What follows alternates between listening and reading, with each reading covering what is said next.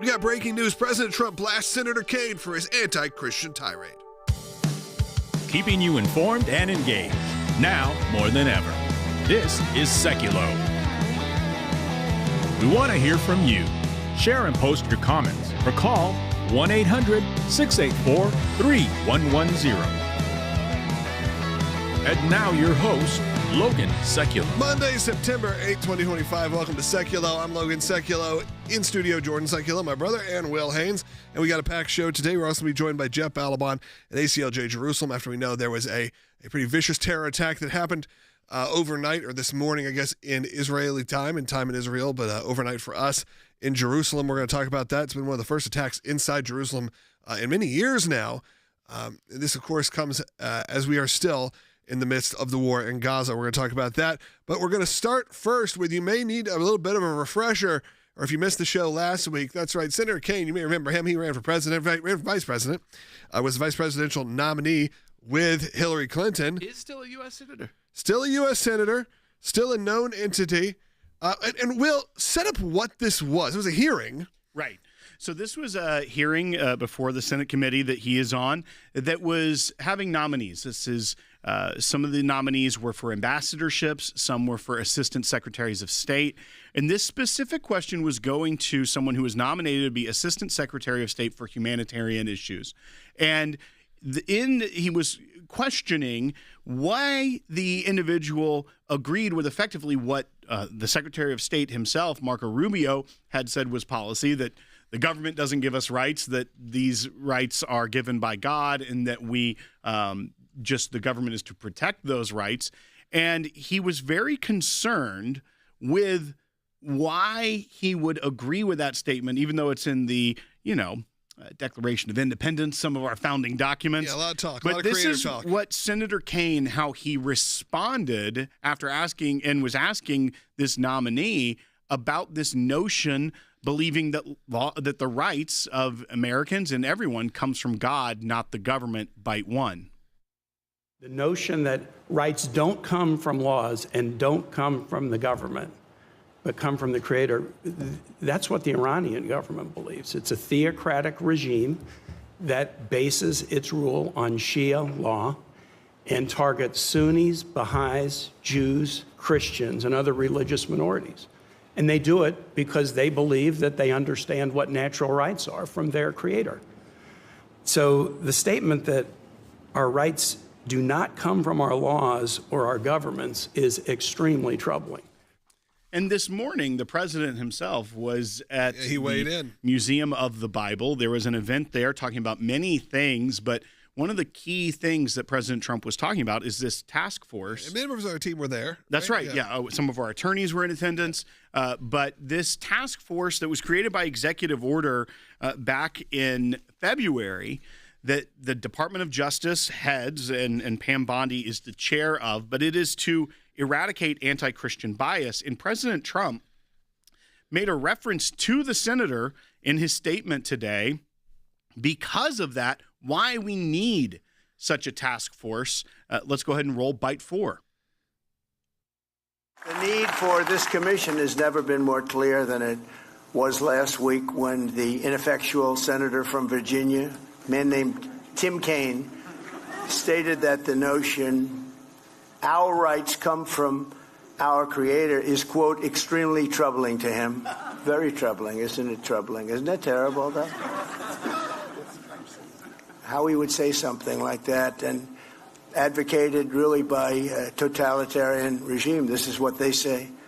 But as everyone in this room understands, it is tyrants who are denying our rights and the rights that come from God. And it's this Declaration of Independence that proclaims we're endowed by our Creator with the right to life, liberty, and the pursuit of happiness. That's right. President Trump responding, such a change of tone, something you probably wouldn't have expected to see from President of the United States even just a year ago. So I'd love to get your thoughts on this, not just Senator Kaine, but the response from President Trump, even the fact that he is having an event at the Museum of the Bible, I think says a lot. Again, 1-800-684-3110 if you want to have your voice heard today, or go to aclj.org right now. Get in your comments. Throw in there if you're watching on YouTube. Where are you watching from? Be right back.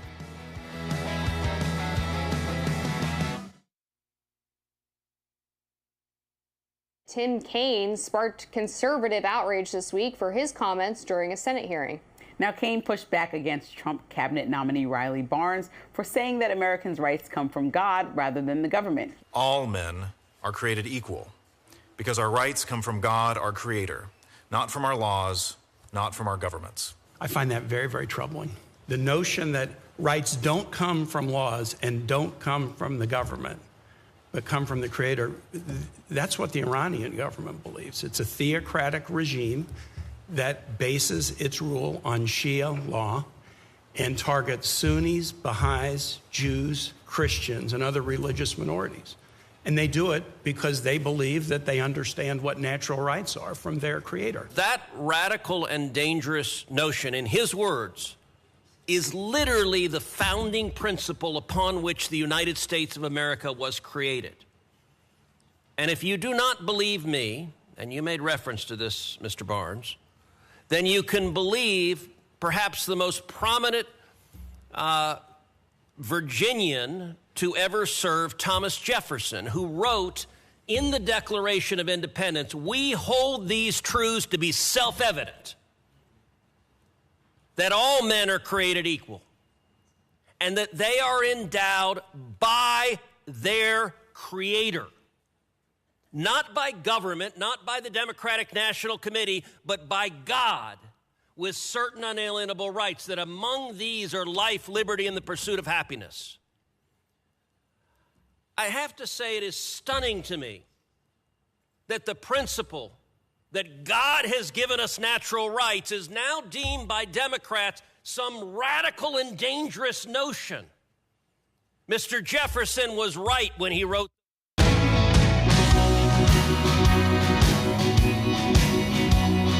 Welcome back to Sekulow. Again, phone lines are open for you at 1-800-684-3110. Jordan's in studio right now. Jordan, our team in Washington, D.C. is expanding. I know it's something you've come on to talk about the last few weeks as you've been spending a lot more time there, including people that can go to events like this, can be part of these conversations. Sometimes you have ACLJ attorneys who can go, but it's good to also have government affairs because, look, there's a lot of busy people with busy schedules, including ourselves. Can't necessarily get to everything you're invited to, but if we have a big enough team, a strong enough team, it can happen. And a senior enough team where they can speak on behalf of an organization our size. So you want people that have credibility both within the ACLJ, but also in the work that they do. So whether that's some of our top legal counsels who have gotten to know people around the country, our government affairs team who've worked in politics and in government, and our newest government affairs director, he has served five different congressmen as chief of staff, along with a number of other roles that you would serve in leading up to that chief of staff position. So that's huge. But I also want to make it clear to people, we can't get into too many details, but the DOJ task force to eradicate anti-Christian bias is something that we are working with. And so I think that it's very important for people to know that we're not just reporting on this task force taking action, but that we are working with directly the Department of Justice task force to eradicate anti-Christian bias. The ACLJ is there front and center. And we are just getting started working with that task force, Logan. And I will tell you, having the expertise in our team from attorneys who are in their 70s down to attorneys who are just out of law school, having that expertise all together, it builds quite a team that the DOJ can then utilize. Well, I know a lot of people will look at something like an anti-Christian bias, but they go, this is like a rhetoric that the right wing is using. But you see what's happening around the world. We're not even just talking about America. You look at, and I'm not talking about the Middle East. We're talking about the Western world. Look what's happening in the UK. There are so much happening that if you won't want to label it anti-Christian bias or anti-Christian rhetoric, I don't know what else you would label it. This is under the Biden administration. So under the Biden administration, that DOJ sought to squelch faith in the public square by bringing federal criminal charges, obtaining in numerous cases multiple-year prison sentences against 24 pro-life protesters. So remember that, right? Then you've got not only the pro-life protesters, you've got the 24, Christians who were praying and demonstrating outside of abortion clinics. That's separate from the protesters. One of those was an 87-year-old woman. Another was a Catholic priest who was 75 years old. They were all pardoned ultimately by President Trump when he came back into office in January of 2025. We all know about the FBI targeting of Catholics. I mean, and this is in when the President of the United States ordered this task force to be formed. by executive order, he specifically mentioned the targeting of Christians by the FBI of radical traditionalist Catholics. And remember, the FBI said that was just one field branch in Richmond. And then we found out through people like Garrett O'Boyle and others that we represented, these FBI whistleblowers, that in fact that memo had gone out to thousands of FBI offices. To me, when I hear thousands of FBI offices, that's probably all of the FBI offices in the country. I mean, there can't be many more than Full thousands. send. I mean, yeah, it's like someone hit reply all with that. And so they lied to us about how many people it went to. They lied to us about, we jumped right on it and corrected to it. They did not remove it until ultimately we put our foot down and said you must. Similar that training that happened inside the military when we had Operation Rescue listed as a terror group. ACLJ was able to get that removed by going to the Secretary of War now, right, and his team and saying this should not be in the training. They said, thank you so much for notifying us. It's out. And of course, this specific instance, for those just joining us, maybe you saw the title, it refers to Tim Kaine, Senator Kaine, again, former vice presidential nominee with Hillary Clinton, went on a bit of a tirade, very concerned with people who find that their inalienable rights are founded by the Creator, and that there are things that we should be looking to do that are inside of us and that God put in place, including life, liberty, the pursuit of happiness. But he's a problem with that. Kind of a dogma lives loudly in you moment from Senator Kaine. And President Trump responded this morning at an event at the Museum of the Bible. So again, kind of a back and forth that you probably should hear before we kind of move on to the next topic. Yeah, do you want to start with what the I guess we'll start with Senator Kaine. Week? And again, he's questioning, he's pushing back, and he is deeply troubled by anyone who may hold these kind of beliefs. The notion that rights don't come from laws and don't come from the government, but come from the Creator, that's what the Iranian government believes. It's a theocratic regime that bases its rule on Shia law and targets Sunnis, Baha'is, Jews, Christians, and other religious minorities. And they do it because they believe that they understand what natural rights are from their Creator. So the statement that our rights do not come from our laws or our governments is extremely troubling. And so we don't bore you with the same clip again. President Trump actually went on and elaborated. In his first clip, he talked specifically about Senator Kaine and how he had issues with what he had to say. And then he moved on and discussed the anti-Christian bias of what's happening and about anti-Semitism and things like that. Will, which bite? Yeah, let's go ahead and play bite 5, because this is directly responding after basically saying that, it's actually tyrants that disagree with what the Declaration of Independence says, not tyrants that try to uphold that. He should be ashamed. He said, this is where he calls him out again, bite 5.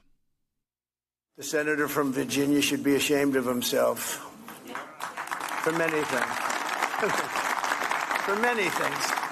For things even beyond that. But in its own way, nothing's more important than those words. They were terrible words. As president, I will always defend our nation's glorious heritage, and we will protect the Judeo-Christian principles of our founding, and we will protect them with vigor. We have to bring back religion in America, bring it back stronger than ever before as our country grows stronger and stronger. And Jordan, when you hear that from the president, one, that is, it may sound nice at a meeting, a gathering of clearly religious leaders. Ralph Reed is there. Dr. Phil is there. There's a lot of individuals from all over the religious spectrum. Religious leaders like Ralph Reed. And no, Dr. I mean, Phil. that just kind of covers the gamut, right? I guess. Then it's a broad gamut of people who speak to faith issues, speak to issues of morality in our country. And when you hear that from the president, it's not just the words that he's speaking, but it is backed up by the action. This first instance, the executive order was signed February 6, 2025. We know that, one, it takes time. You have to build those. It has individuals on this task force from across the government. The chair is Pam Bondi in the Department of Justice, but in addition to the chair, the task force shall consist of other following members: Secretary of State, Secretary of Treasury, Secretary, this was still of Defense at the time, Secretary of Labor, and it goes on and on. And we know that we are now working. We've already provided an initial report to the DOJ. We look to help in any way possible because, Jordan, it takes time. It does. Especially when you're coming off of a Department of Justice like we had under President Biden, where they were doing the opposite of this. They weren't protecting the religious liberty and freedom of Americans. They were going after that aggressively. One, you have a lot of holdovers. You have other people that wasn't their purview per se, right, but they just weren't looking into these types of bias in the federal government. Not only do you have to have the individuals within the government change, but that's why groups like ours can be a powerful tool for the Department of Justice, because this is something we live and breathe every day, trying to put an end to this type of bias and attack against Christians. Absolutely. And we are really excited about the opportunity to work with some colleagues at the Department of Justice on this task force as it continues to broaden out. As Will said, it's not just a task force to eradicate what's gone on inside, DOJ and FBI, though we have examples from that. It's looking at all the different branches of the federal government to eradicate anti-Christian bias from within. They have the most power from within when you're leading those offices. And I thought, what is great about this task force is it's not just one department at the Department of Justice. It's a conglomeration of specialists from different departments who have different strengths that we're able then to work with. And so we're very excited, again, about the task force, and now that it's at the stage to where we can start taking action alongside them. And that is your ACLJ at work right there. That's right. You should support the work of the ACLJ. When you hear that, you hear our teams are everywhere. Go to aclj.org. You can make a donation at any time. When we did communications sometimes, we've had attorneys in 4 to 5 different places. And I actually think that is really impressive to DOJ to show that the ACLJ, it's not just one office in Washington, D.C. These are attorneys spread out across the country. We've got active litigation ongoing. Some are joining from their phones. Some are joining from hotel rooms because they are out in the field, arguing for the client's religious liberty. We're doing this work. Yeah, we're going to talk about that even in the next segment. We're talking more about what's going on even in Chicago with the street preachers. There's some updates there. And again, a little bit later on, we'll be joined by Jeff Alabon from ACLJ Jerusalem, head of ACLJ Jerusalem. As we know, there was a terror attack. It may not have shown up on your news. A terror attack. Multiple people are dead in Jerusalem, not usually where these attacks happen. But unfortunately, it's where we are, again, in an interesting state in this war between Israel and Hamas and the whole Gaza situation. Where do we go from here? I think there's frustration on both sides now, and I think we need to figure out how to rapidly end the bloodshed that's going on. Right now, if you can, go to aclj.org. I want you to support the work that we're doing right now. You can donate or become an ACLJ champion. That is by becoming a recurring monthly donor. You can do that. There's an easy button. Just says, be a champion. Click that button. Be up to $5 and up, whatever it is. I was put in handcuffs, illegally detained in Chicago for preaching the gospel of Jesus Christ on a public street sidewalk. You're arresting him? What? What crime has he committed? We have the right to preach the gospel, First Amendment right. It's already been ruled in the Supreme Court, but sometimes officers make the wrong decisions. You're putting handcuffs on him? So you're putting handcuffs on him? You are being detained right now. First Amendment? First Amendment? Yep. What? So, really? All they asked was, do you have a permit? Do you have a permit? You don't need a permit to preach on the streets of Chicago, but that's all they cared about. They didn't measure his noise level or anything else. They targeted him because he was preaching the gospel. This is Chicago, guys. Wow. Wow, wow. We're bringing a lawsuit against the city of Chicago because this isn't an isolated event. We have at least 3 clients who were street preachers who have all been arrested on the streets of Chicago. This is a violation of their constitutional free speech rights, and we're fighting for them. The good news is our client was recording the entire time. We took that video to the prosecutor, and moments later, they dropped his case. Liam Harrell from the ACLJ came and represented me. Within 5 minutes, the case was dismissed, just thrown out in 5 minutes. I had to drive 16 hours from Maine all the way to Chicago. 5 minutes later, case dismissed, and I went back to Maine. Organizations like the ACLJ and people like Liam Harrell who are standing for righteousness and ensuring that our Constitution is upheld. This is the land of the free and the home of the brave, but it only stays that way if we fight for our freedom.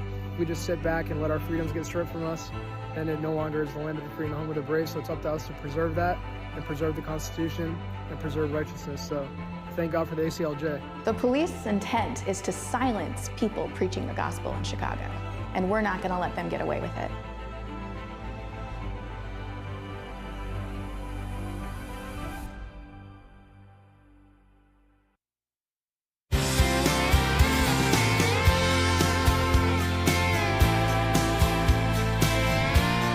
Welcome back to Sekulow. We did want to give you an update on some of the work of the ACLJ. In the meantime, though, I'm going to ask you to call in. We have a second half hour after this segment, which we're going to take as many calls as we can. We got some phone lines open for you at 1-800-684-3110. Of course, we're talking about the anti-Christian bias coming in right now, and the anti-Christian rhetoric coming in from whether it was Senator Kaine or really from around the world as this is happening. And, of course, we talked about, obviously, what's going on in Israel as well. We're going to be joined by our head of ACLJ Jerusalem in the next segment.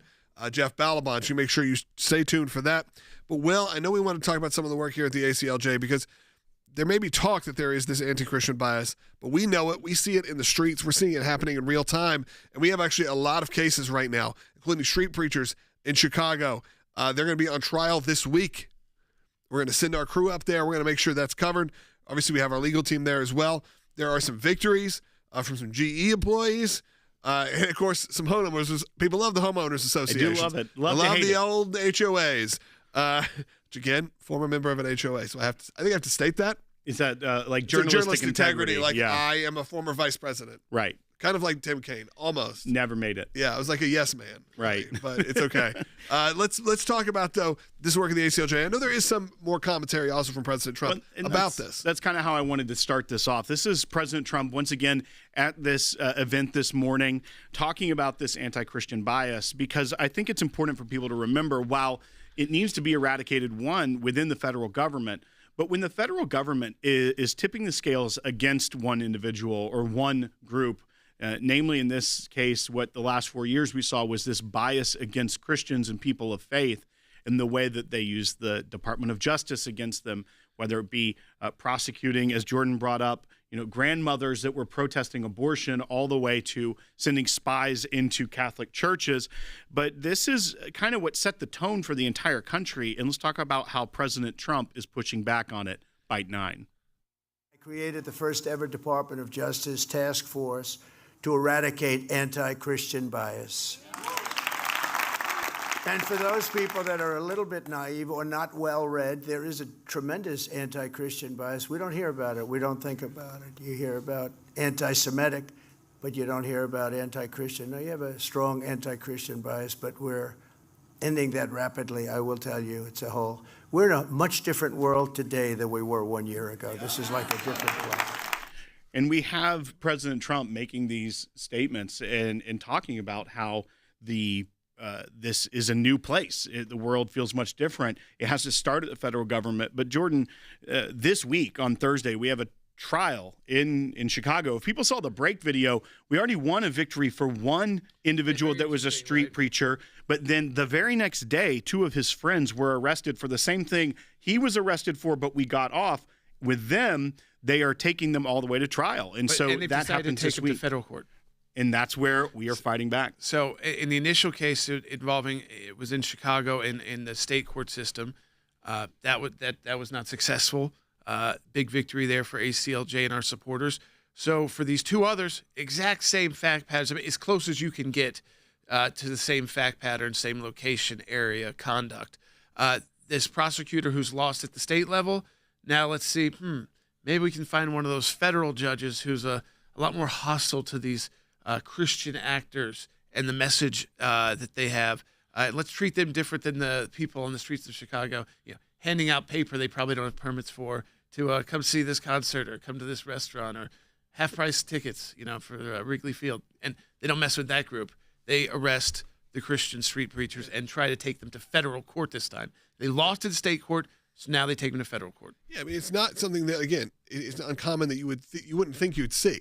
Not these days. You see street preachers, like you said, barkers that are out there trying to get you to... There's wild stuff going on in city streets right now. Yeah. I would imagine that these individuals were the least wild. That's what I mean. That's like what you fully expect to see. Instead, you go to Atlanta, you go hang around like the aquarium. I mean, you get approached by every group, whether that is the ACLU or whether that is the Hare Krishnas are still out there. All the tourists coming through, the groups coming through, that's like part of your stop, so they know this is where... There's a ripe group of people to speak to, and guess what? A guy in New York put a bracelet on me and said he was going to get blessed, and I said, I have no money, and he slapped me on the wrist. They're not supposed to do that. Yeah, well, so let's tell people that. Different guy. Don't touch people. Don't touch people. But I'm saying they're not going after those people. Is because as long as they're on a public sidewalk, and other than the case of the bracelet guy, if they're just talking about their religious message or their political message or their view on an issue like the ACLU or Greenpeace. That's scamming you. That's just looking for usually for petition signatures and signing up to get more information. That we totally defend that if on both sides of the aisle. Yeah, of course. It just happens to be the Christians that they love to go against. You know why? They think we turn the other cheek. We don't fight back. We say, oh, we're sorry. So let's just let the crazies out there and the liberals out there. But the Christians, let's act like we have, kind of no representation in our country or in these cities like Chicago or New York or LA, where the Christian population, I'm talking about conservative Christian population, is still huge. Oh, yeah. If you're talking about this amount of people, it's going to be big in this country. Well, and once again, as we're fighting that, we also know the crime issues in Chicago and just the disparity between taking this to trial when they have a lot bigger issues going on. But we also have two victories, and to some people they may seem small because it's not a national issue. I mean, as the ACLJ works with the DOJ task force on eliminating this anti-Christian bias, we still have to fight. And we do fight at no cost to the individual client to protect their individual rights. We have two victories that we just want to briefly mention. That one was for a GE employee who was fired after asking to take Sundays off just to practice his faith. We know federal law protects that.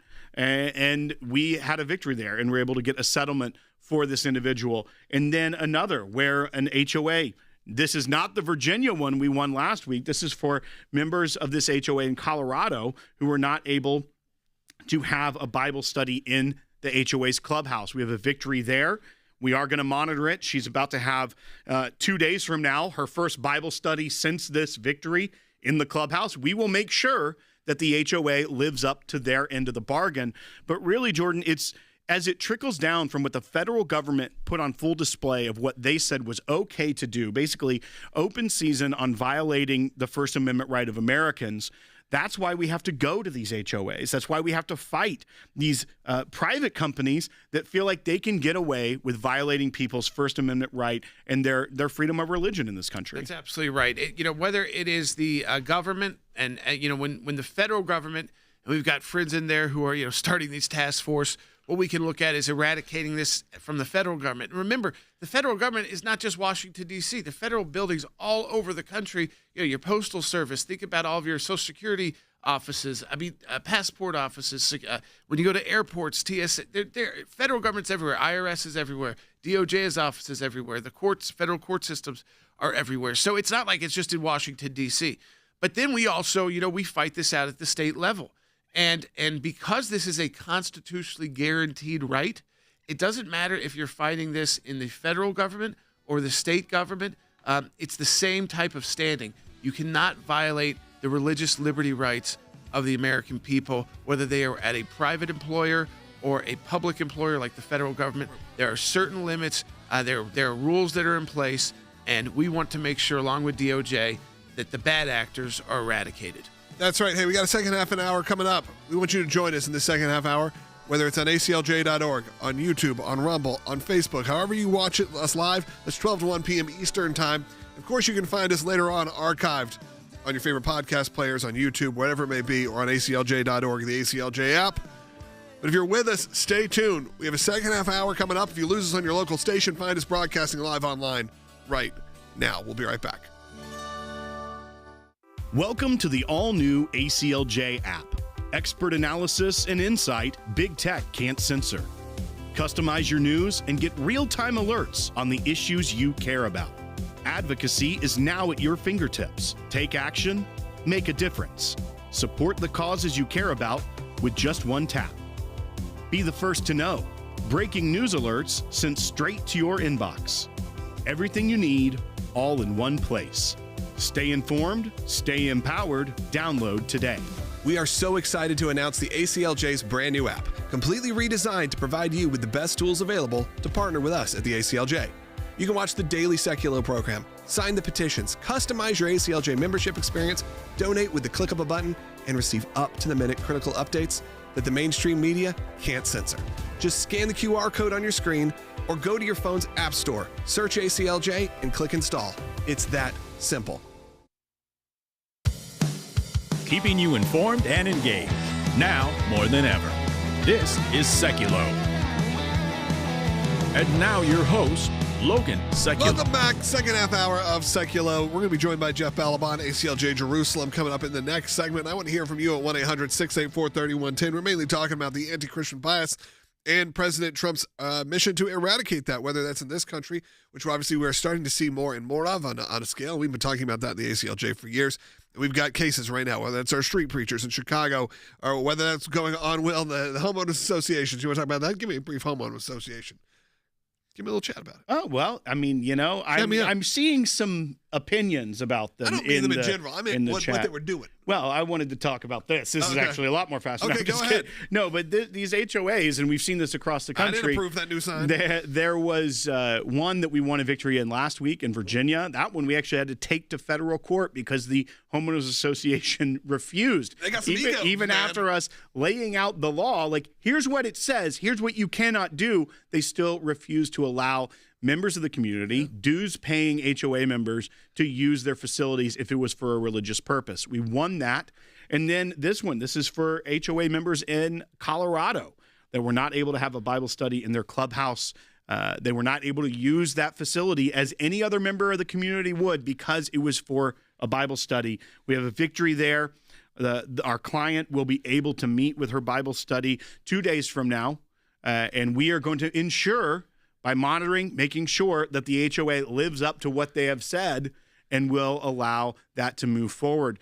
And for people watching, once again, if this is something that happens to you, reach out to the ACLJ, aclj.org/help.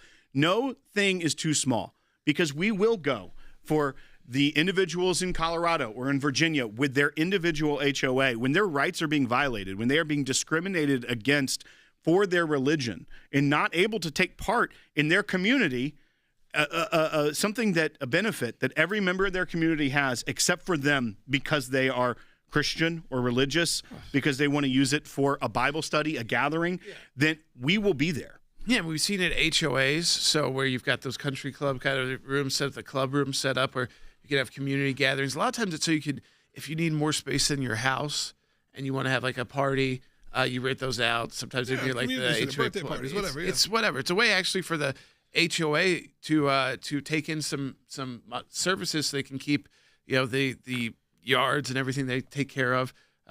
Keep it nice. Yeah, if you have a community pool, a lot of times it's like, there's a little pool house. You want to do a birthday party and things like that. I mean, I've been taking too long explaining this. But no, sometimes there's a hut.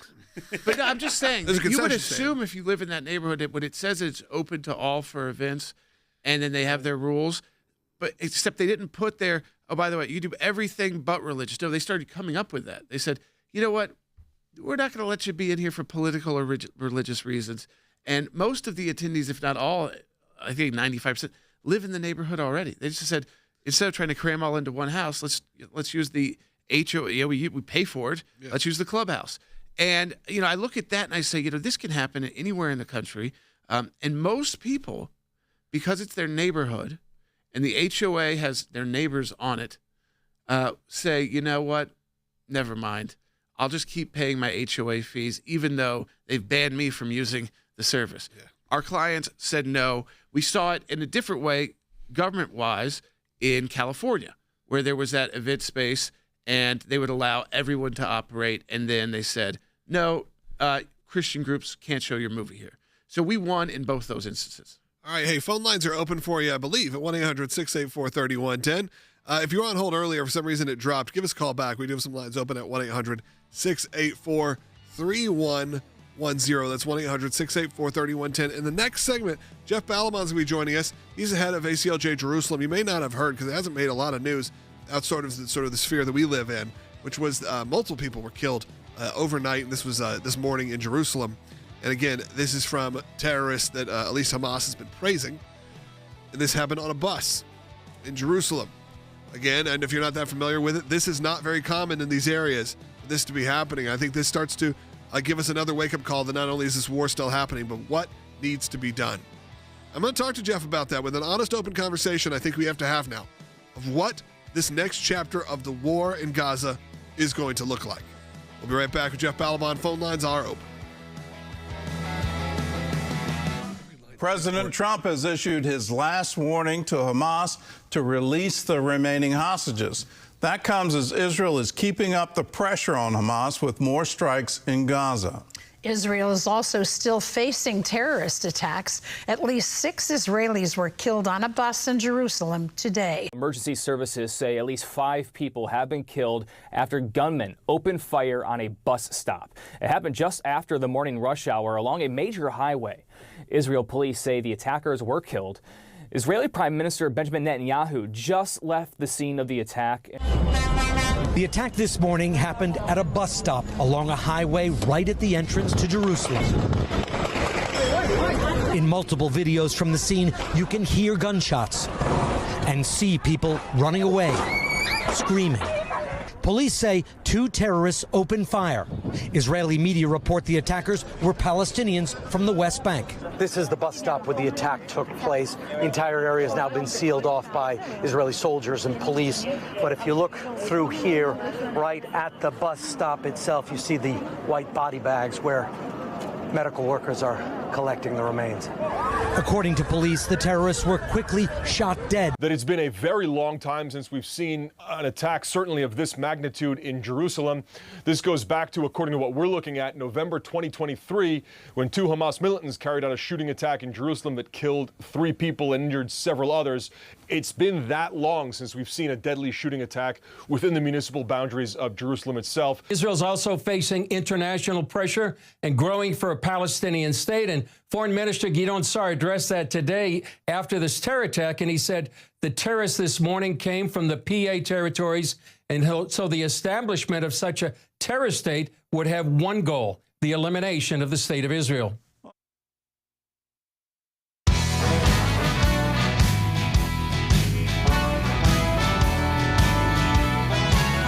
Welcome back to Sekulow. Jeff Balabon from ACLJ Jerusalem in Jerusalem right now is with us live. Jeff, it's such a strange occurrence because my wife and I were having a discussion last night, like as we were laying in bed, got to go to sleep, about my son's bar mitzvah was coming up. We've been talking about it, and there's one big missing piece that we've not been able to do with him, and that is obviously to take him to Israel to experience what it's like.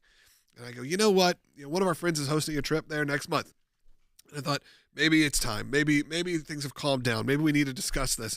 And of course, we were having the open and honest discussion about safety and all the things that could happen. And I was like, but it rarely happens in Jerusalem. You don't see this happen in a lot of this. And we wake up this morning, and once again, and now, of course, a lot of the reports are, it's been a number of years since something like this has happened. A number of years is, a year and a half, 2 years. And of course, there have been other instances between now and then in Tel Aviv, and there have been plenty of things. But you wake up to the news, and again, it's not getting a ton of mainstream coverage here in America, that 2 gunmen, Palestinian gunmen, opened fire at a bus stop and on this bus, killing 6, injuring quite a few.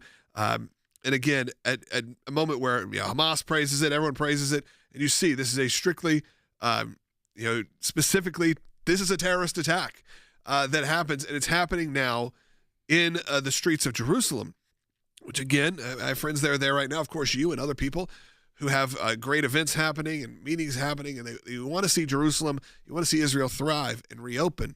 But this is not the news that they need to wake up to when we're finally trying to get things back on track. Yeah, there's it's really no end to the levels on which this is a tragedy and which is suffering for the whole country here. There's a sense of identity that the whole country feels.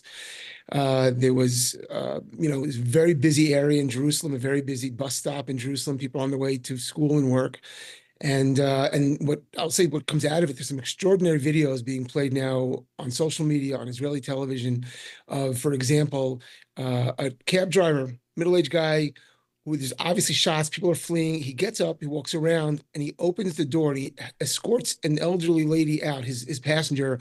While he's doing it, like a bullet shatters the bus window right next to him, but he is trying to get her to safety. There are other videos of a young guy, obviously a yeshiva student, a Talmudic student, scholar, who is also in the army, rushing in, and he is actually one of the ones who engaged the terrorists with fire and helped neutralize, as they say here, kill those terrorists. And so, and then the names go out. The names go out first for prayers and then also for just condolences. So it's a public event, and it's yet always a very personal and private event here. But what you did in tying into the bigger picture, everybody here, the news especially, is tying this into the bigger picture, of Israel's got to be tougher, tougher, and tougher. And all the pressure in the world that's pushing Israel in the opposite direction is just making it easier for these terrorists to do it. And the last thing I'll say about this is everyone across the board is saying it's very clear. This is not a couple of random guys showed up with an idea this morning. Let's kill a bunch of Jews. This is a well-planned, well-stocked, really well-done terror attack that was unfortunately successful, as opposed to the literally over 1,000 a year that the forces here are able to stop before they get to this point. Well, Jeff, that brings up a much bigger question that I kind of wondered what's happening in Israel, because we've seen some of the protests even happening on the streets of Israel. We saw the protests happening in Germany and all these other places throughout the country and throughout the world that, of course, are look, Israel is losing the PR war. We've said that. That's been something that's been very difficult to overcome. When moments like this happen, though, you kind of jump to two things. And I was in a text thread. And look, there's probably things where you get frustrated and you start talking just because you're out of grief, out of sadness, out of anger, because you look at the world stage and go, well, what can be done here? And I feel like we're at a breaking point for a lot of people. We're either, Netanyahu and their regime have just got to go finish this, however that looks like. You got to finish the war and take care of what if their goal is to wipe out Hamas the way they've said it, maybe get that done. And then the opposite, if not, then maybe it's time to start looking at other options, because it's starting to get to that point of like when it starts boiling over into the streets of Jerusalem and it starts boiling over into the streets of all these other places. Why is that not where we're at here? Is it because of this sort of pushback, this PR pushback that's happening from, you'd say, the whole world at this point? Yeah, I mean, Israel unfortunately didn't really understand. They thought that they were going to people were going to be sympathetic after the horrors that occurred on October 7th. But that sympathy lasted all of a couple of weeks. And then it flipped to this narrative of really the problem is that Israel never should have been here in the first place. The problem is that they don't mean that Israel shouldn't be, where is Israel? It's not in Gaza. Israel left Gaza, 20 years ago, pulled out altogether. So where should Israel not be? And that's what, going back to what people heard and didn't understand, that's what river to the sea means. The objection here is to Israel's existence at all. It is a quest for annihilation. And Israel really has been responding to that quest by trying to negotiate. But you cannot negotiate with those who have only one goal, which is your utter annihilation. There is no middle ground here. Only one of these is going to survive. Israel or some new Palestinian creation. It's obvious to me that it's in the world's interests, it's in the Middle East interests, it's America's interests, and it's certainly in the Jews' interests that Israel be the one that survived. The entire Palestinian concept, which was created after the state of Israel came into existence. This lie that Israel was occupying all their territory. These lies that, there were never temples in Jerusalem. Jesus was a Palestinian. These are just lies. This is the indigenous Jewish homeland. There are 20 plus Arab states. There are 50 plus Muslim states. This is the one tiny little Jewish state, and they will not let it live. Israel has to be stronger and stop negotiating and just take the territory and say, we're here and we're not leaving. We're pushing the rest out. And maybe they can just get this done. I saw one of the influencers I follow, journalists in this space, so free speech journalists. She said, what people don't understand is, there's actually more Jewish people right now, or there's more Jewish people on October 7th than there were for years, because there was pretty much no Jewish people left in that area. Right. Everyone had left, but because they were hostages taken into Gaza, all of a sudden you had Jewish people back in that area. And that had not happened in a number of years, as you said, not occupying. That's not what that area was. But I thought that was just an interesting tidbit of how did you get Jewish people back in there? By taking them hostage. That's right. And Jeff, I also wanted to bring up that last year, the Israeli security forces say that they thwarted over 1,000 organized terrorist attacks, what would be something like this. So for people also to remember that within Jerusalem, this is a constant threat. I mean, that's 3 a day average that they had thwarted over an entire year. That means that one, the security forces are doing an excellent job of stopping that, but it is a constant threat of something like this that could happen, that could slip through. But I also want to bring up that this specific type of event, when they say globalize the intifada, this is the classic intifada tactic. This is the suicide bombing, the running onto a bus and shooting people. So when you hear people say globalize the intifada, they mean this specific type of terror. They don't mean rockets launching like Hamas does. They literally mean Palestinian terror by taking and targeting indiscriminately civilians on a city bus and making sure that they kill Jews. That is all they care about. And I just wanted to get your response to that. Well, I think it means what you say, well, it means kill Jews, but it means kill their enemies, which includes people who are not Jews. I mean, they're not shy about killing others in Europe or in America. And they say death to America. This is, Israel's always been the front line of this, and people feel more comfortable, honestly, saying, well, this is Israel's problem. It's not. It is all of our problem. And that people are being turned extremist by this and buying into this narrative, not just in places in the Middle East, but on our campuses in America. And that this is being, and there's also evidence of being paid for and recruited by foreign terrorist organizations. People need to recognize this is something very serious that America has to deal with, and America does deal with. A friend of mine who, after 9/11, joined the New York police on intelligence, told me that for the years he was doing it, he just couldn't sleep at night. So the number of potential attacks going on in America also. So it's not, my job isn't here to scare people. It's to recognize, number one, there are a lot of bad people in the world doing a lot of bad things. Maybe it's more intense right here, right now. Logan, I wouldn't tell you not to have a bar mitzvah in Israel. Really, I wouldn't tell you not to do it. We could talk about that privately afterwards. And I'm still here, and people still live here. People are not running away, but recognize there's a real enemy to our civilization. And, it's every segment we talk about on the show. These are the enemies of our civilization, whether they're doing it sitting in a Senate saying that rights don't come from God, they come from the government, or they're people who want to blow up your buses. This is the question of good versus evil. There's a Judeo-Christian idea that's being fought against right now, and we're living in that generation. Well, Jeff, we appreciate you being there. And of course, when we're talking about this, it's more, it just feels like every time it feels like there's a calm, something like this bubbles up and becomes part of the news cycle. Yeah, I would say too, and Jeff, I appreciate you joining us and everything you're doing for us in Israel. But this used to be the type of terrorist attack we're kind of used to. Yeah. Happening every few months, maybe a couple of times a year, and then Israel would come down. But when you add it to what the ongoing conflict coming from all these different directions, I think that's what makes people a little bit more nervous. And I know how important it is for Israel to get back to business at 100%, be that economic business or tourism as well. Or to have that bar mitzvah or bat mitzvah over there. Yeah, absolutely. Listen, Jeff, thank you for joining us. It's the reason we have an ACLJ Jerusalem. We can't do that without you, so I encourage you, obviously, to support the work of the ACLJ. When you do that, it helps our international offices as well. That's ACLJ Jerusalem. That's the ECLJ. That is all our other entities, some of which we can't talk about, some of which we can't.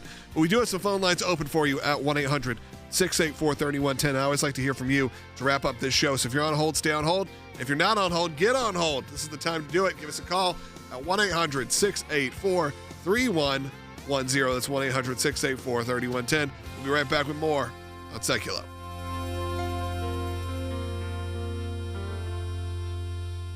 You state our rights come from God, our creator, not from our laws, not from our governments. I find that very, very troubling. The notion that rights don't come from laws and don't come from the government, but come from the creator, that's what the Iranian government believes. It's a theocratic regime that bases its rule on Shia law and targets Sunnis, Baha'is, Jews, Christians, and other religious minorities. And they do it because they believe that they understand what natural rights are from their creator.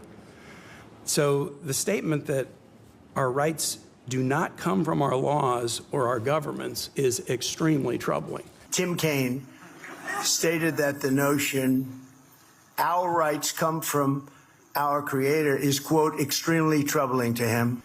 The senator from Virginia should be ashamed of himself for many things.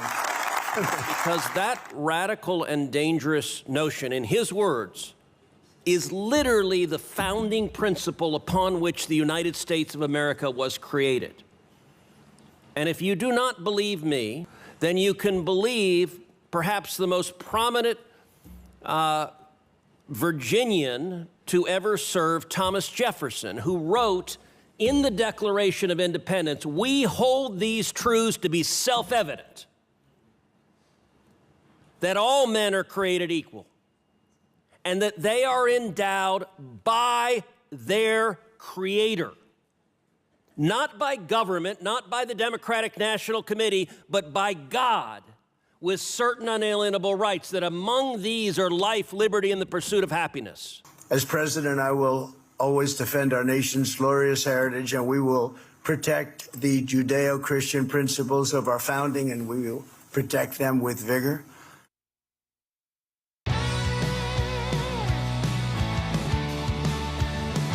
Welcome back to Sekulow. We do have a few lines open, so if you want to call in, great time to do it. Helps us out, actually. I want to hear from you.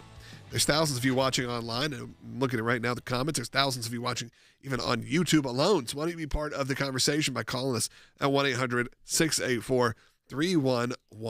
Let's go ahead and take our first call. Let's go to Ronald, who's calling from Georgia. Ronald's listening on the radio. Ronald, go ahead.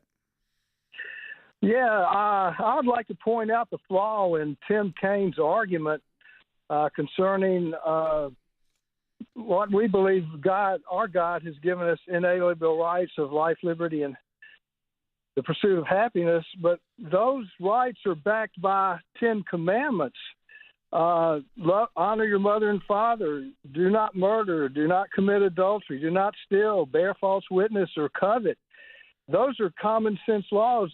He was comparing us with Sharia law, and I don't even know about Sharia law other than Mohammed was one man, and that probably all the laws came down from this one guy, and who knows what he was all about. So that was my comment, that Tim Kaine's a little bit off with that comparison of our rights and given by our God and their rights of Sharia law rights, but we don't know where they came from. Well, it's a very different set of laws, if you want to be. I mean, yes, there are some religious connections between Judaism, Islam, Christianity. There are some similar stories that are built in, but the legal law and the laws of man. What you're looking at is just your basic freedoms. The basic freedoms of being a human being is that, and what those protections should be. And yes, over time we have, I think, made those protections broader and safer because those were much more dangerous and violent times that we used to live in. But it's the idea that as it starts at this point,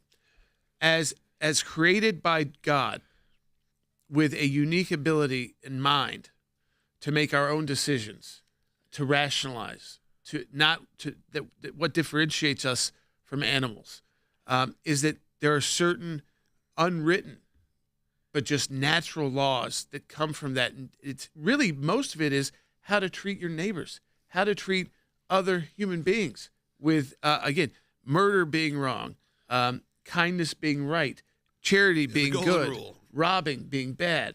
These kind of ideas that that the ability to speak your mind should be legal, and you shouldn't have to fear any retribution.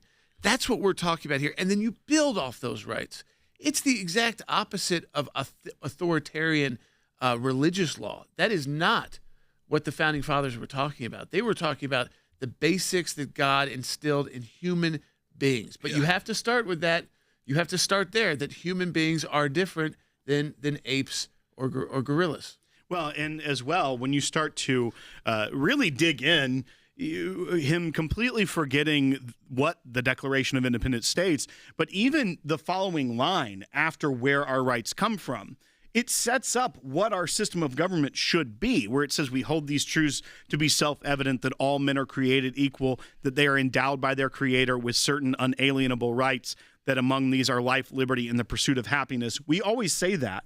But then the very next line complements that and shows where the flaws in the senator's thinking began, that to secure these rights, governments are instituted among men, deriving their just powers from the consent of the governed. That they don't inherently have power. Those just powers are derived from the consent of those that put them in place, and that those governments aren't instituted among men to create the rights. They are to secure the rights, to protect the rights. And even if you look back at our history as a nation, is Tim Kaine really okay with saying that every right our government put in place from time to time was okay? That the government creating rights... I don't think so. Right. I think many of the quote-unquote rights... From Virginia. Exactly. And I think many of those quote-unquote rights that the government may have put in place were actually flew in the face of what our Constitution said in our Declaration of Independence, saying that all men are created equal. Right. So just on the face of it, and that he should be a little bit better student of history. Yeah, that man, a.k.a. kings and queens, should not be able to override those natural rights. Whether you are an Ayatollah, a king, a queen, a member of the monarchy, that you do not have the power to take away those basic fundamental rights we have as human beings, that we will always strive. Like you said, it's never perfect, but we will always, it gives us something to always strive for as a nation that cares about how people are treated here and abroad. So we always want to work towards those constitutional requirements to make sure everyone is receiving them equally. It's not to say we're perfect. It's to say this is what we want to work towards. We want to work towards perfection. We know we can't get there. We're human beings, and we have to right wrongs along the way. Sure, and let's remember, we are in a very different time now. People give a lot of grief to President Trump. Of course, some of his rhetoric, some of his language, and look, a lot of it I don't love as well. But I have to say, there's not been a president that has gone out this far in recent history. I mean, I really don't even know about in history as far as to take these issues of anti-Christian bigotry and some of the talks that have been coming through as clearly as President Trump. Again, you can argue the merits of whether you think he believes it or not, but the man is willing to say it. And that has been unlike any other president, like I said, in my lifetime. The closest you can maybe get to was George W. Bush, and he would usually get like 80% there, 90% there, always back it off a little bit. And look, I liked him, especially at the time, but you definitely didn't have this strong of words coming out of a president of the United States. You had political words. So let's hear from President Trump. Which bite you want to play? Let's play bite 4. This is the beginning of his response to what Tim Kaine had to say, as well as why we need this commission to eradicate anti-Christian bias within the federal government. Bite 4. The need for this commission has never been more clear than it was last week when the ineffectual senator from Virginia, a man named Tim Kaine, stated that the notion our rights come from our Creator is, quote, extremely troubling to him. Very troubling, isn't it troubling? Isn't that terrible, though? How he would say something like that, and advocated really by a totalitarian regime. This is what they say. But as everyone in this room understands, it is tyrants who are denying our rights and the rights that come from God. And it's this Declaration of Independence that proclaims we're endowed by our Creator with the right to life, liberty, and the pursuit of happiness. All right. That is from President Trump. We only have a minute and a half left in this show today. I want to thank you guys for joining us. People are getting back to work. School is happening. When that happens, times kind of get changed for the ACLJ. We got to make sure we start moving into the next portion of our year, really the back portion of our year, the most important time. Because, Jordan, we are not only expanding what's going on in Washington, D.C., we are in cases around the country right now. This is when Supreme Court session starts back up in a few weeks. Yep. All of this starts to really start boiling over in October. Yes, that's right. So people are back to school, which means the back-to-school constitutional violations start coming in. Yeah, Christmas is coming, yeah, everybody. We were already talking about that. We've been talking about that on one of our legal calls today. The Christmas tree, but can you have a menorah, this and that? I mean, it's all happening now. And that's why you want to support the work of the ACLJ today, if you can, at aclj.org. It's, again, it's a quick donation. It's so we're able to continue to do all the work that we do, but also expand on that work. And I want to encourage you, if you feel like something you heard today or even last week on the show happened to you or maybe someone you know, you contact us at aclj.org/help or have your friend contact us at aclj.org/help. Never be afraid to contact us. Our attorneys want to hear from you, and they will review it, and they will get back to you at aclj.org/help. We know this is when the battles begin. It's this time of year. Absolutely. We'll talk to you tomorrow. There you go. What he said.